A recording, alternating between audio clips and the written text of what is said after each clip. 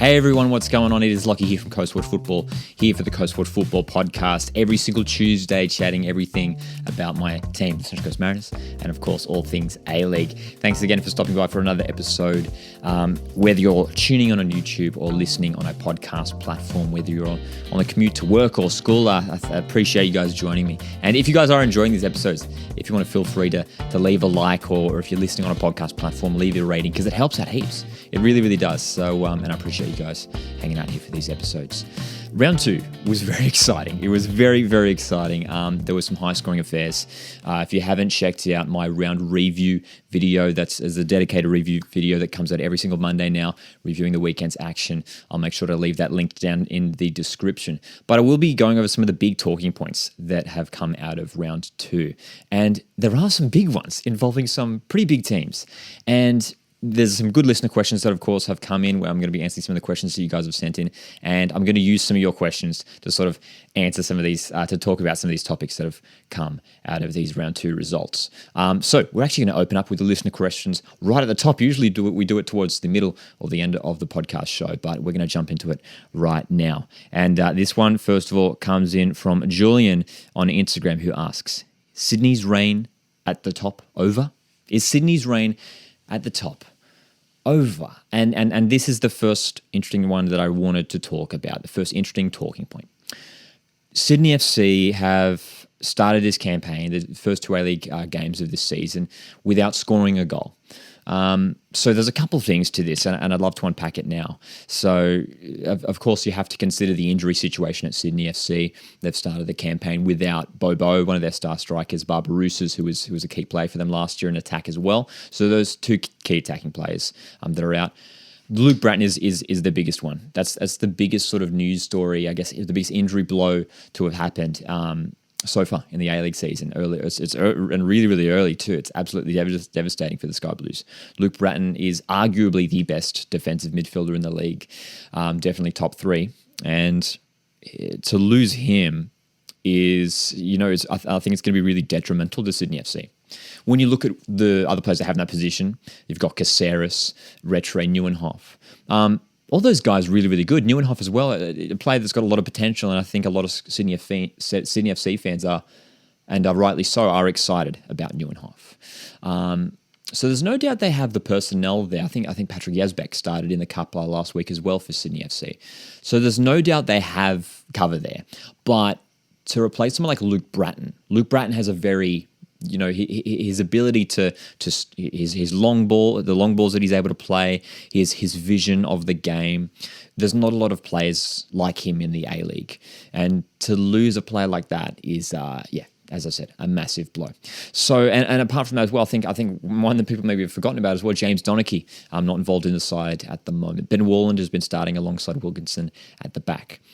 Having said that, even without those players, that Sydney FC squad is really, really solid, right? It's a side that there's still plenty of depth. And when you look at Cam Sober's had a pretty decent start to the season, has looked dangerous. Max Burgess involved. Lafondre's, still up top and is there to score the goals, but obviously none of these players getting firing just yet. So I guess the question is, what's the reasoning behind it? In the Sydney derby, I spoke about it last week, that for me the Sydney derby was characterised by Western Sydney Wanderers' defence.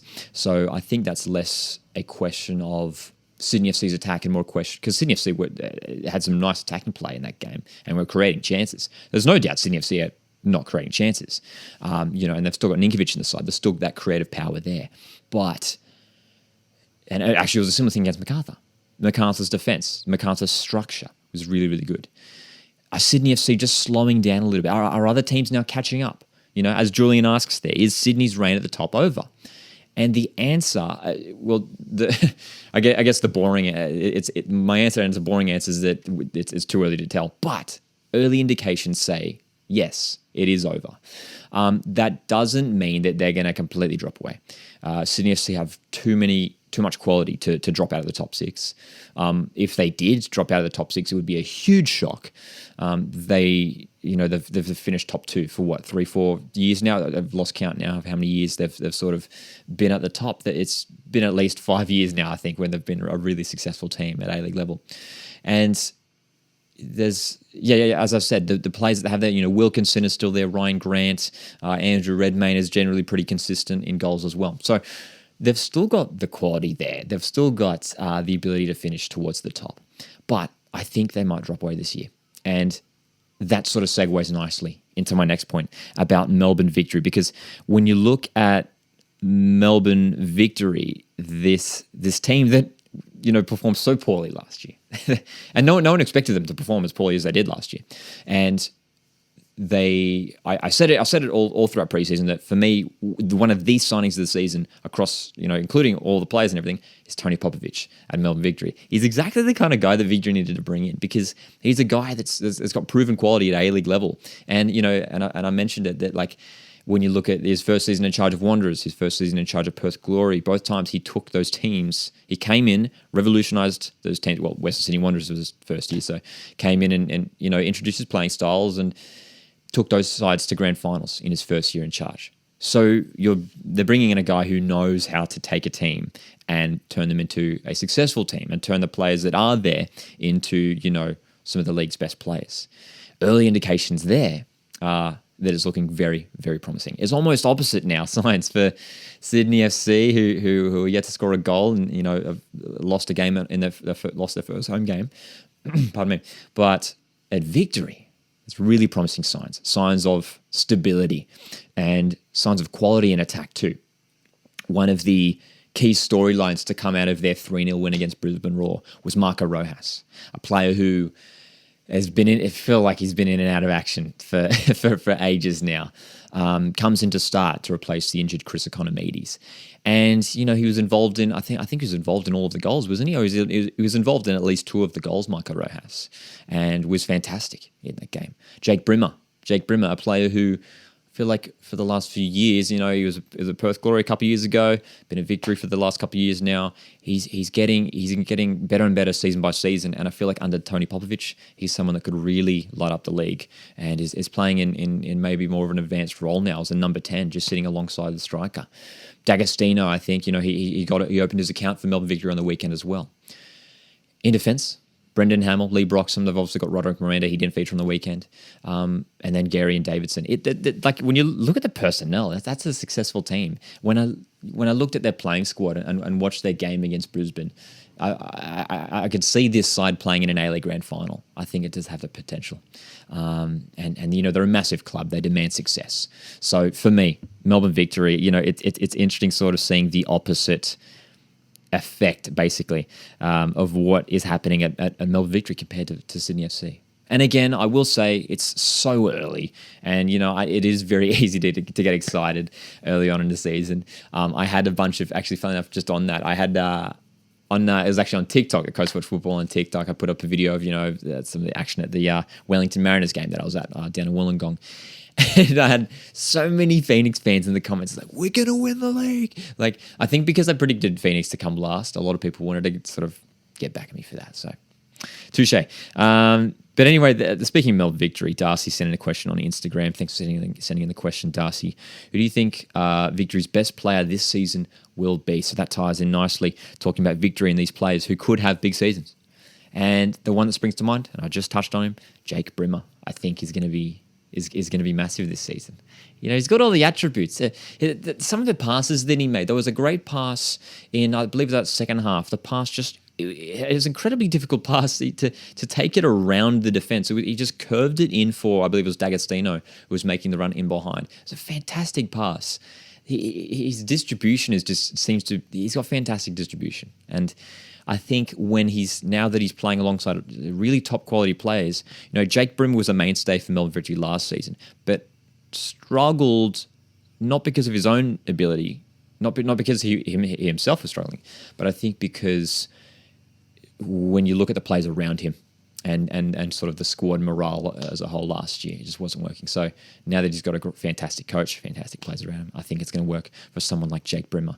Rojas might have a big year as well. So again, early days. Hey, let's talk about some Central Coast Mariners stuff now. We've spoken about Sydney FC, team that might be falling away. Melbourne Victory, early season title contenders potentially. Let's talk about the Central Coast Mariners. And we'll open with this question from Cam on Instagram, who asks, did Monty make the wrong subs at the wrong time? Sai and Rue looked good. Yeah, so well, first of all, with Cy Goddard, I don't know if it was because I was down at Wynn Stadium for the game, very windy and cold Wynn Stadium down there in Wollongong. But Cy Goddard, I think, came off with an injury. I don't know if they're talking about it in the broadcast, but he was hobbling around for 5 minutes before he came off. Showed promising signs again, as a lot of Mariners fans mentioned throughout the game, that he's looking really his ability on the ball. He looks like the kind of player that wants to take players on, dribbling the ball. Seems to be our dead ball specialist this season in terms of when it comes to corners. A fantastic crossing ability as well. So the signs are there for Sai. I think week by week he's going to just keep getting better and better. I think by maybe week 7 or 8 in the A-League, Cy Goddard could be. I think he's going to be at the top of the assists at least for the Mariners this season. I could see him teeing up the likes of Maresh and Arenya throughout this campaign. So for Sai, I think it was just we would have loved to have seen him stay on, but of course the injury forcing him off.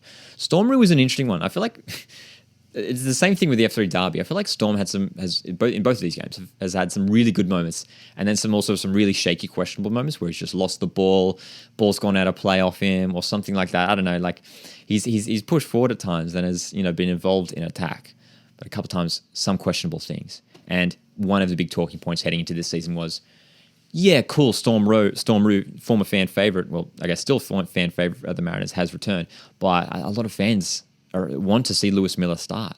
And I think Lewis Miller, again, a player who's just increasingly getting better and better with each A-League game.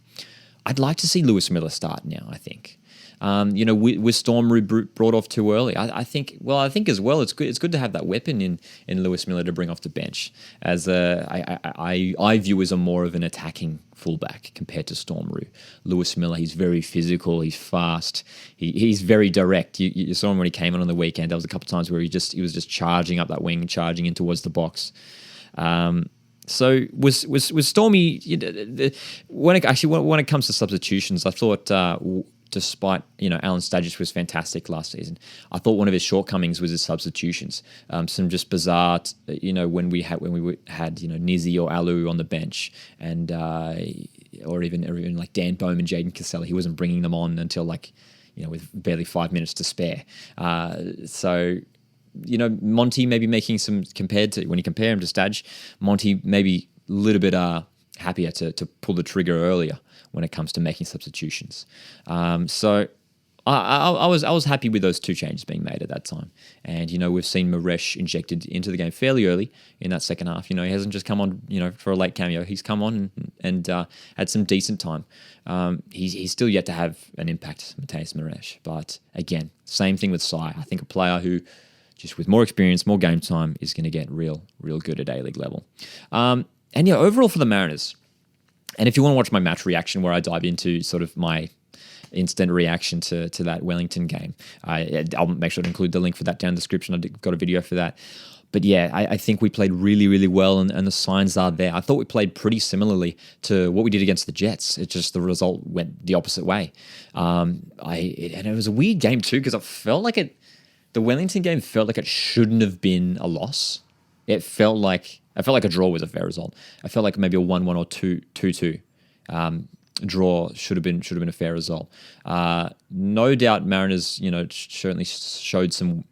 They showed some, shaky signs throughout. I had a couple of people comment on Instagram, message on Instagram talking about Ruan Tongic and how he looked a little bit shaky, a little bit out of sorts.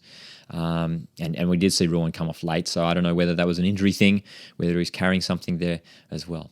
And of course, lastly on the Mariners, it's good to remember that we've got Nikolai Muller, we've got Matt Simon, we've got Benny Cololo, these players who weren't involved on the weekend to come back into the side.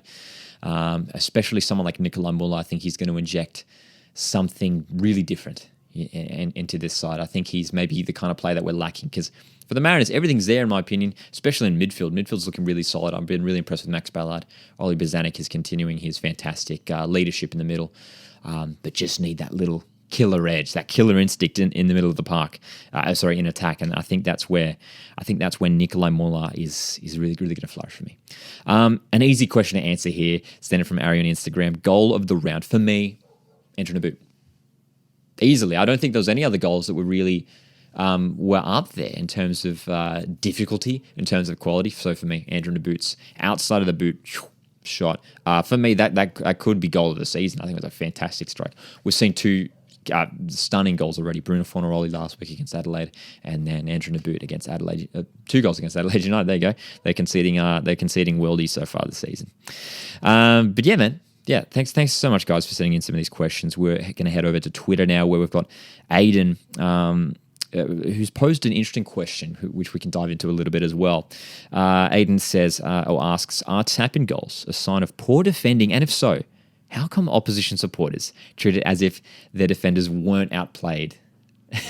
Yeah, so I guess there's 2 things here, like supporter bias, and we all suffer from it. I suffer from it. I mean, it's well documented that I'm a Mariners fan, and I do like to sort of cover all things across the league, but there's always bias is always going to feed into things, and that's just a part of it, being a supporter.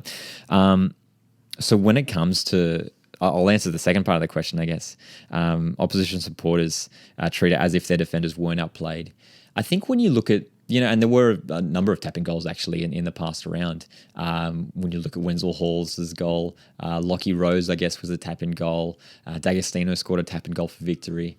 You can look at it, both ways, I guess. When you're always watching a game from your own team's perspective, and then when you look at sort of the speed of the opposition's attack, you think, they got around us too fast. There's nothing we could do about it. Keeper, nothing he could do about it.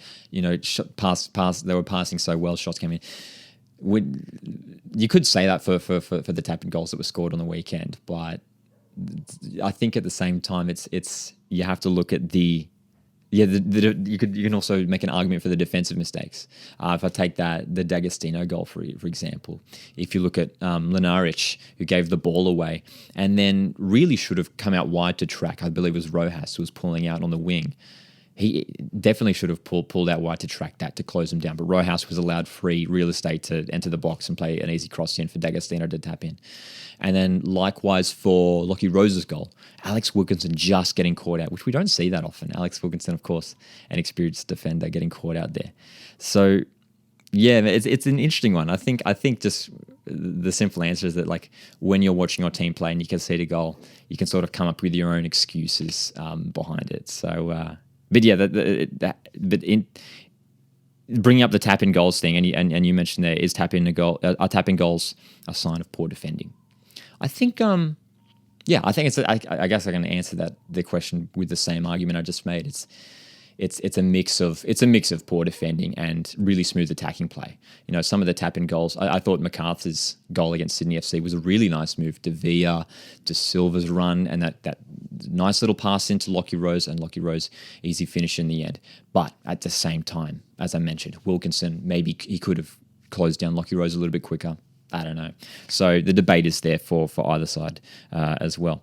I'll tell you what, we'll do one more question from Neon. And actually, this is a good one to talk about as well, because we haven't really touched on Paramount Plus too much. And it's worth, it's been 2 weeks. It'd be worth reviewing a little bit of Paramount Plus, I reckon. Neon asks, after 2 weeks of watching Paramount's broadcast, what do you think is good and bad? I'll start off with the good. I'll start off with the positives, because as you guys know, I like to be positive in my content here. So I do like the whole user interface and the design for the Paramount Plus website and layout, and then the app as well. I've used both the website, I've used the app. You can easily access match replays, match highlights, the mini matches. So, and I love that. It's important to have, because there's some people that do like going home straight after a match and watching the replays. There are people who don't have as much time and maybe just want to catch the mini match or the highlights. So it's important to have, especially if you want to make the A-League more accessible for more people, to have that content come in different forms. And so that's probably the main good thing. And then it's very easy to find everything. Easy sort of, as I mentioned, the user interface is very easy to sort of scroll through and browse through. a couple downsides when it comes to those match replays and stuff is that they do take a little bit to come up. When I think of, not to compare A-League to the Premier League too much, but when you think of the match replays that I think come up in the Premier League, they generally come up pretty quickly, or at least the mini matches, they come up, I think within an hour or so, within a couple hours at least or something. I think last night I was waiting for the match replay to come up for the Victory Brisbane game, and I think it was 3-4 hours or something like that. I could be wrong, so I apologies if I'm mistaken for that. But I remember just checking, and usually you'd hope it'd be up. I think it was after the Wanderers and Jets game finished. It was like 8-9 o'clock at night, and there still wasn't a replay there for the Victory Brisbane game. So occasionally a little bit slow with those things, especially if people like us, the content creators reviewing the stuff, want to make sure we get onto that content straight away. So I mean that's a minor thing. One of the big things that we can talk about, and if you guys watched the Wanderers Jets game on the weekend, is the audio debacle. So on Sunday night's game, Wanderers and Jets, it was in the second half. I can't remember exactly what the time was. It might have been around like the 60th, 70th minute. The audio just dropped out for, I don't know how long it would have been. I felt like a solid 5 minutes. And I was doing a watch along on YouTube at the time. And I was like I thought maybe something just went wrong with my TV. I was doing it via AirPlay, phone to the Apple TV, and I was like, okay, maybe something's dropped out with the audio, whatever. And then I noticed everyone in the watch-along chat was like, has everyone's audio dropped out? Everyone's audio dropped out. And that's when we all realized, it's like, oh, Paramount Plus have stuffed up again. Honestly, round 2 was pretty solid from Paramount Plus. We all know about the problems in round 1. There was, the start of the Victory Western game, there was the glitches with the graphics and the camera, and they weren't getting the camera feed and stuff like that. And a host of other issues, but and Paramount Plus keep coming out and apologizing for it and saying that they're going to fix it and look into it and everything. But yeah, round 2 was okay until this audio issue right in the second half of the last game, and that's bad. That's for me. That's the worst issue that they have that they had to completely lose audio there. And I imagine what would happen if a goal was scored during that time, and if they wanted to share it in their match highlights and they've got no audio. What are they gonna? They're gonna re-record it afterwards. They're gonna go back and record it afterwards or something, or overdub it. So little things like that. That it's been 2 weeks and there has been multiple mishaps from Paramount Plus. I'm optimistic that they're gonna fix it and it's gonna work out. Here's the thing: if it's like week 5 and 6, 7, and then still, if every week there's mishaps, then you have to question what's going on. There's no doubt Fox Sports and Kayo had their number, a variety of mistakes over their years. It's always going to happen. We always see stuff ups in broadcast. But if week in, week out we're getting issues, then considering that people are paying money, going in Paramount Plus, which I believe is $8.99 a month, if you don't have a membership discount, they're really going to make sure they stay on top of that, and I'm sure the fans will let them know, as they have been so far on social media. So my review on Paramount Plus so far is I guess it's a 5 out of 10. Overall, the user interface and everything is good, and the viewing experience has been okay bar the issues. But yeah, the big technical issues that have happened, there's been multiple, both weeks so far. So actually, another positive thing that I should mention though is that I do enjoy the broadcast team. It's great to have Simon Hill back. I think Daniel McBreen's been fantastic in commentary. So commentary team has been great. The pre and post game stuff is good as well. Great to have Tara Russian hosting. And I don't mind the lineup. People like, Bruce Jitte, Michael Zapponi is great as well. Who else is in there? Luke Wilkshire, Alex Brosk. All these guys have actually been really, really good. Mark Milligan, Tarek Elrich, and Daniel Georgeski as well. A couple of recent former players, to have recently stopped playing football. But yeah, I've enjoyed that side of it too. So actually, you know what? Maybe 5 out of 10 is maybe a bit harsh. Maybe go like a 6 out of 10. 6 out of 10. There's no doubt that the technical issues need to be fixed. They have to be sorted out. And I'm sure, I imagine when the sound issue was going on for, the audio dropped out during that Wanderers Jets game, that they were scrambling like crazy at Channel 10 to get that sorted out. But yeah, what do you guys make of Paramount Plus so far? You guys a fan? Not a fan? And of course, they're still doing they'll be doing it every weekend, the Saturday night prime time on free-to-air Channel 10, which I think is important. And I have seen actually a lot of people bring it up that it'd be nice to see at least a second game on free-to-air, more games on free-to-air. Or people have mentioned, like, for example, when it comes to the simultaneous kickoff. And round one is a good example when you've got a game in New South Wales and then a game in Victoria. Show the Victorian residents, they do this in the AFL, show the Victorian residents the Victorian game between Western Victory, and then show the New South Wales residents the Sydney derby. So, whether they do that thing. And I feel like that would be pretty easy to do. They could just...